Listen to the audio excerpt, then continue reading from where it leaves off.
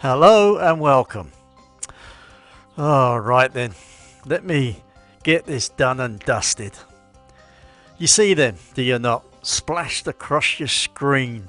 Beaming faces, turquoise water, a plate of something dubious but photogenic. The title, always some variation of I Escaped or Living on £500 a month in Paradise. They have traded their suits for sarongs, their spreadsheets for sunsets, and they want you to know it. From my rather comfortable, if slightly mosquito buzz perch here in the Isaan region of Thailand, I watch this endless parade with, let us call it, weary amusement. Like watching a puppy chase its own tail, enthusiastic, predictable, and ending in a dizzy collapse. The hook is always so terribly compelling. Who does not want to escape the drizzle and the drudgery? The problem is not the dream. However, it is when the dreadful mundane reality arrives about 3 weeks after the Instagram posts stop. That is when the great unravelling begins. What is more, having provided sanctuary to more than a few of these shattered souls on my veranda in the years gone by, I can tell you exactly how it is going to play out. It starts, as most disasters do, with a splendid lack of planning. They have watched the videos or read the travel guides, you see, the ones shot through a mango-scented filter. They see the lovely young thing sipping coconuts on some island beach and think, that's the ticket, I should do that, but perhaps with more me. What they do not see is the visa. Oh, the glorious Byzantine labyrinths of Thai immigration. This is not a simple stamp, it is a full-time hobby. The visa run, a monthly or quarterly pilgrimage to the border, any border, in a minivan with no suspension, shared with other desperate souls and the pervasive smell of hope and cheap diesel. However, due to the abuse of the visa run, those days are now over.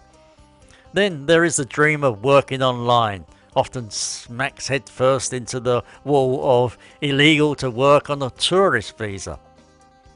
The fantasy of retirement crumbles when you realise the financial requirements keep shifting like beach sand. They arrive as permanent tourists in a country that has a very clear and very firm ideas about not being one. Then comes the island fantasy. They land in Bangkok for a day, hate the chaos, which is incidentally just life, but never mind, and flee to a picture-perfect island, paradise, for a fortnight. Then the loneliness sets in. The other Westerns either are 22-year-old gap-year students on a 3-day bender or, well, characters best observed from a distance. The locals are lovely, but they are busy. They have lives, families, jobs that do not involve listening to a man named Clive from Coventry explain how to properly run a beach bar. The novelty of fried rice for every meal wears thinner than a hotel towel. Not only that, brings me to my favourite bit, the moped incident. It is not an if, it is a when.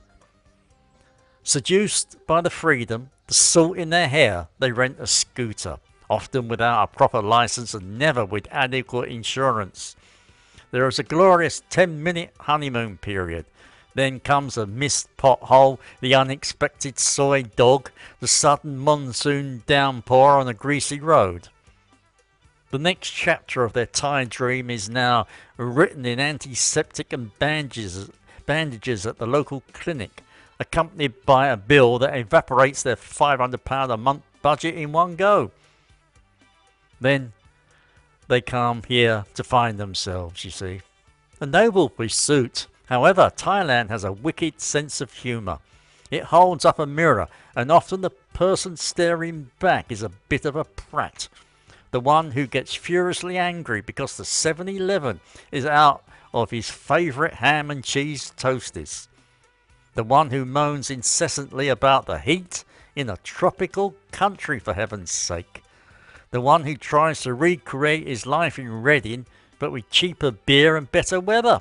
It does not work. The essence of the place, the sanook, the gentle chaos, the sheer difference of it all, eats them alive.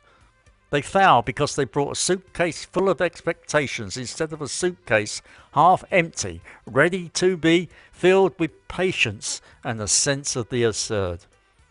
They wanted a backdrop for their existing life, not a new life altogether. Nevertheless, here is a twist in the tale, the bit they never put in their videos, the ones who do not fail. They are not the loudest. You will not find them making top 10 reasons Thailand is cheap videos. You will find them in the unglamorous places, in a non-touristy town in Isaan, learning the language slowly, painfully. In Chiang Mai, quietly running a proper business, paying their taxes, supporting their staff. In a Bangkok Soi, married, raising kids, dealing with school runs and in-laws, and the glorious, boring, beautiful mess of a real life. They did not come to escape life, they came to live a different one, and that requires work, humility, the ability to laugh when everything goes pear-shaped, which it frequently does. It is not about embracing the 7-Eleven toasties as a culinary staple. It is learning that 5 minutes means sometime today, and accepting that you will never, ever win an argument with a Thai auntie. Therefore, the next time you see those shimmering videos with their drone shots and uplifting music, remember the view from my veranda. Remember the visa run van, the moped graveyard, the man angrily demanding brown sauce in a noodle shop. Thailand is not a cure for the boring personality. It is an amplifier.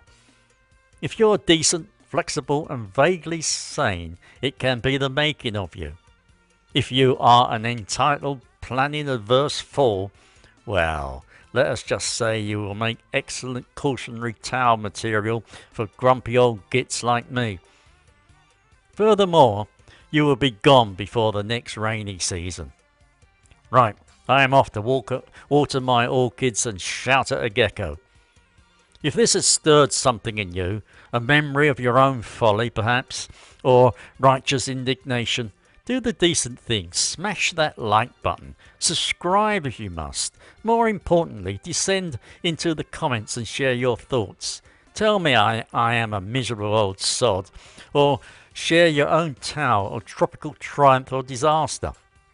I will be watching with a fresh drink in hand. Take care and goodbye.